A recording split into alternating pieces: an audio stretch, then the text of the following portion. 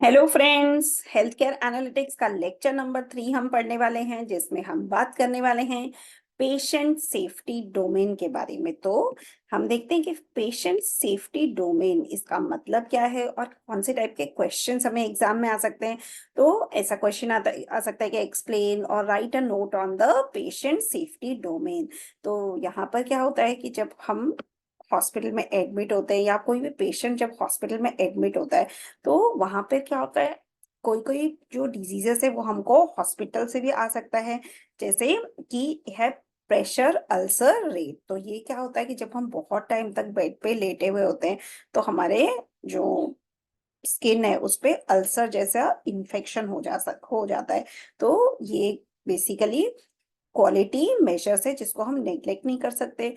दूसरा होता है निमोनिया रेट। तो यहाँ पर क्या होता है, जो लंग्स होते हैं वो उसके जो टिश्यूज होते हैं वो टीयर हो जाते हैं और हवा हर जगह पे भर जाता है। तो इस ये जो टाइप का डिजीज है इसको हम क्लासिफाई करते हैं एज PSI 6।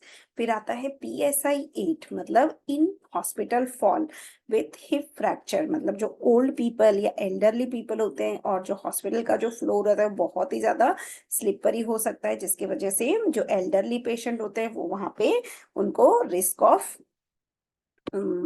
डिजीजेस हो सकता है या फिर फ्रैक्चर का रेट बढ़ सकता है। इसकी वजह से इसे हम बोलते हैं PSI 8। देन PSI 9, इसमें हमारा क्या होता है, it is the amount of excessive bleeding that may occur when patient undergo some kind of surgery in the hospital। तो ये हमें क्लासिफाई करता है एज PSI 9। फिर आता है PSI 10, मतलब एक्यूट किडनी इंजरी। तो ये हो सकता है due to some harmful x rays which are done in the hospital. फिर आता है PSI 11, that is respiratory failure rate. ये हो सकता है जब हम ICU में एडमिट है और कोई भी हमारा रेस्पिरेटरी फेलियर हो, तो इस टाइप का प्रॉब्लम हो सकता है। फिर आता है PSI 12, मतलब डीप वेन थ्रोम्बोसिस रेट। फिर आता है PSI 13, मतलब measure when patients undergo operation and get infected after the operation। मतलब हमारा कोई ऑपरेशन हुआ और उसके बाद हमें कोई इन्फेक्शन आ गया। या फिर PSI 14, where wounds are happening due to some kind of failure of the operation। फिर आता है PSI 15। तो ये सारे जो इन्फेक्शंस होते हैं ये हमें इम्पॉर्टेंट है। कोई भी अगर हमारी सर्जरी होती है और उसके बाद हमें कोई इन्फेक्शन आ गया या हमारा कोई फ्रैक्चर हो गया या फिर हमें ब्लीडिंग हो गई, तो इसका मतलब ये है कि हॉस्पिटल ने वो सेफ्टी डोमेन को फॉलो नहीं किया है और इससे भी उनको जो पैसा जो रीइम्बर्स होता है उसमें प्रॉब्लम्स आ सकती है। फिर है next question, write a note on end stage renal disease quality incentive programme. तो यहाँ पर क्या है, हमें एंड स्टेज रेनल डिजीजेस के बारे में लिखना है, जैसे कि ब्लड स्ट्रीम इन्फेक्शन है या फिर क्वालिटी केयर जो हमें मिलना चाहिए था डायलिसिस का वो हमें ठीक से नहीं मिला है, या फिर हमारा जो रीएडमिशन रेशियो है वो ज़्यादा है हॉस्पिटल का, या फिर हमारा दूसरा कोई भी और कंडीशन है जिसमें डायलिसिस होता है और हमें डायलिसिस का ट्रीटमेंट अच्छे से नहीं मिला है, तो ट्रांसफ्यूजन रेशियो उसका भी एक स्टैंडर्ड होना चाहिए। तो ये सारे जो मेजर्स है इसको हमें चेक करना है। फिर नेक्स्ट आता है write a note on skilled nursing facility value based programme. तो यहाँ पर क्या है, हम बेसिकली जो स्किल्ड नर्सिंग फैसिलिटी है, मतलब जो नर्सेस है वो प्रॉपरली स्किल्ड होनी चाहिए हॉस्पिटल में, so that they can give proper care to the patients. तो इसके लिए हमें उसके आउटकम को कैसे मेजर करना है कि 30 day all nurse all cause readmission rate, या फिर 30 day potentially preventable readmission rate. मतलब अगर हमारा रीएडमिशन रेट कम है विद इन 30 डेज, इसका मतलब ये है कि हमें जो केयर मिलना चाहिए था, नर्सेस का केयर, वो हमें अच्छे से मिला है।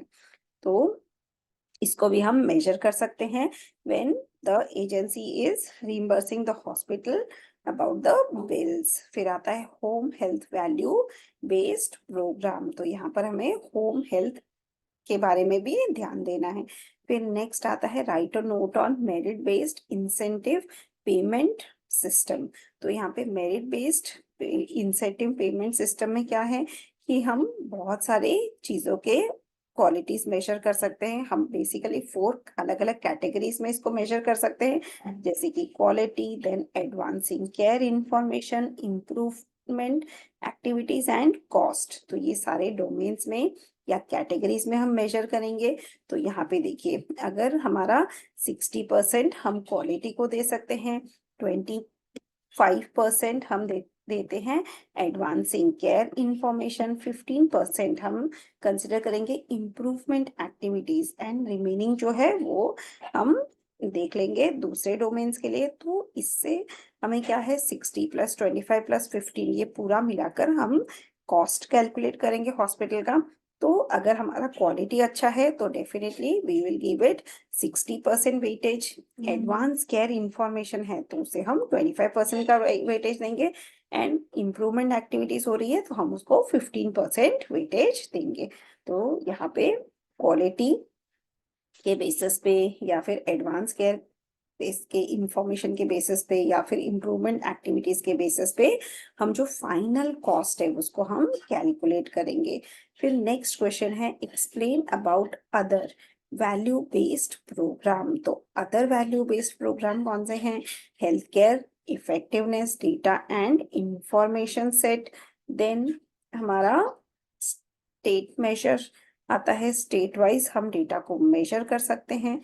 इसके बाद हमारा जो नेक्स्ट क्वेश्चन है वो है, explain how will you compare the dialysis facility using Python. तो ये हम देखेंगे हमारे नेक्स्ट वीडियो में। Thank you.